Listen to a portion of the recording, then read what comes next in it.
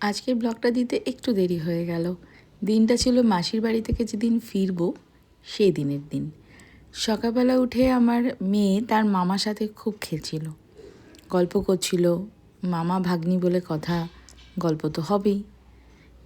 আসলে মামার সাথে গল্প করছিল যে মামা খুব শিগগিরই তো তোমার বিয়ে, তো আমি কিন্তু বিয়েতে সুন্দর সুন্দর জামা পরবো এইসব। নিচে এসে দেখি মাসি যথারীতি রান্নার কাজে লেগে পড়েছে।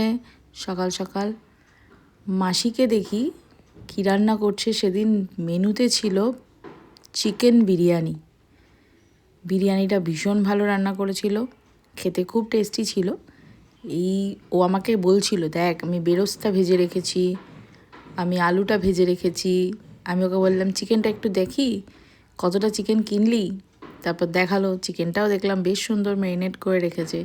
চিকেন বিরিয়ানির রেসিপি সবাই অলমোস্ট জানে, এটা কিছুই বলার নেই। দেখুন এখানে না ভাতের হাঁড়ি চেপে গেছে বিরিয়ানির। আরেকটু পরেই আপনারা একটা সুন্দর দৃশ্য দেখতে পাবেন। সেটা হচ্ছে বিরিয়ানি যে রান্না করছে আমাদের শেফ, সে আবার একটুখানি নেচে দেবে হালকা করে। সারাক্ষণই সে নাচে, সেটা কোনো বড় কথা নয়, কিন্তু সে একটু নেচে দেবে দেখবেন বিরিয়ানি রান্না করতে করতে। এগুলো ফ্রি বিরিয়ানির সাথে। এই নেচে দিল, দেখলেন? এইসবই করে ও ছোট হয়নি। ওকে আমরা বলি, তুই মাসি, তুই দিদা হয়ে গেলি, কদিন পর তো ছেলের বিয়ে, তুই শাশুড়ি হয়ে যাবি। বলে আমি তো অনেক দিন আগেই শাশুড়ি হয়ে গেছি। তাও ওর মধ্যে বাচ্চাত্ব ভাবটা গেল না। সেদিনকে মাসি আমাদের সবার জন্য খুব সুন্দর বিরিয়ানি রান্না করেছিল। আমরা সবাই মিলে খেয়েছিলাম, এনজয় করেছিলাম, খুব ভালো হয়েছিল। মানে চিকেন বিরিয়ানি বলে যে একটু রুক্ষ সূক্ষ্ম হবে তা নয়, খুব সফট ছিল, খুব খেতে ভালো হয়েছিল। মানে কি বলবো, মায়ের হাতের বিরিয়ানি তো সবসময় খাই বললেই মা রান্না করে দেয়। মাসির হাতের বিরিয়ানিটাও বেশ ভালো ছিল। আমরা সবাই মিলে এনজয় করেছিলাম। বেরোনোর আগ মুহূর্তে আমাদের পুচকেগুলোকে নিয়ে একটু গল্পগুজব চলছিল। এই যে আমার ভুঙ্কু সোনা, উনি ঘুম থেকে উঠেছেন, উঠেই সবাইকে মজা দিচ্ছেন। ও যে এত ভালো ছেলে, ওকে জড়িয়ে ধরলে না মানে ভেতর থেকে যে চুমুটা ওকে আমি খাই, আমার যে কি ভালো লাগে। ওর শরীরের গন্ধটা, ওর গায়ের গন্ধটা, ও আমাদের খুব ভালো ছেলে। মানে আমাদের বাড়ির প্রাণ, এটা সত্যি আমাদের বাড়ির প্রাণ। দেখতে গেলে আমাদের বাড়ির নাতি বলে কথা। আর এই যে এই ম্যাডাম আমার মাসির কোলে শুয়ে শুয়ে আমার মেয়ে আমার মাসির আদর খাচ্ছেন। মাসি গান করছে, মাসির আদর খাচ্ছে, মাসি দিদার খুব ভালোবাসে। সবাই চিনে গেছে মাসিকে। মানে ওরা ছোট হলে কি হবে, চিনে গেছে যে মাসি হচ্ছে ডাকাত দলের সর্দার। এই যে উনি আবার একটু বিস্কুট খাবে।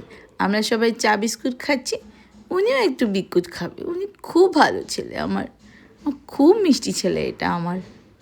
দুই ভাই বোনে কিন্তু খুব মিল, খুব ভালোবাসে একে অপরকে। এবার আমরা আস্তে আস্তে বাড়ির দিকে রওনা দিয়ে দিয়েছি। মোটামুটি সন্ধে নেমেই গেছে। হাওড়া থেকে বারাসাত আসতে আর বোনেদের ব্যারাকপুর যেতে একটু তো সময় লাগবেই। ওদের গাড়ি আগে বেরিয়ে গেছে, বা আমাদের গাড়ি পিছনে, বা আমাদের গাড়ি আগে আর ওদের গাড়ি পিছনে, বা ওদের গাড়ি আগে বা আমাদের গাড়ি পিছনে। এই রেস করে করে আমরাই আসছিলাম। তারপরে রাস্তায় মাঝখানে একটা জায়গায় দাঁড়িয়ে আমরা একটু চাও খেয়েছিলাম, কারণ একটু জ্যাম ছিল মনে হয়। সামনে যেহেতু সরস্বতী পুজো, সবাই বাজারঘাট করতে বেরিয়েছে সেই জন্য। এই যে আমরা মা, মেয়ে আর আমার মা সবাই মিলে একসাথে একটু চা খাচ্ছিলাম। আমার বরই এনে দিয়েছিল, বললো তোমাদের আর গাড়ি থেকে বেরোতে হবে না, কারণ বাইরেটা বেশ ঠান্ডা ছিল। বাচ্চা মানুষ কাছে থাকলে যা হয়, যদি ওদের ঠান্ডা লেগে যায় কমতে অনেক দিন টাইম লাগে, তার জন্য। চাটা খেয়ে যেই আমার বর গাড়িটা স্টার্ট দিল, অমনি দেখুন দৃশ্য। আমার মেয়ে, এটা একটা 4 মাস 4.5 মাসের মেয়ে বলবে, ওর বাবা নাকি ওকে কোলে নিয়ে গাড়ি চালাচ্ছে। মানে যেমন বাবা তার তেমন মেয়ে, মানে দুজনকে নিয়ে আমি নাজেহাল।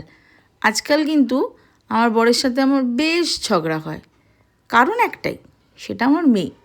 মেয়ের এটা চাই, মেয়ের ওটা চাই, মেয়েকে এটা কিনে দিতে হবে, মেয়েকে ওটা কিনে দিতে হবে, মেয়ের শরীর কেমন গেল।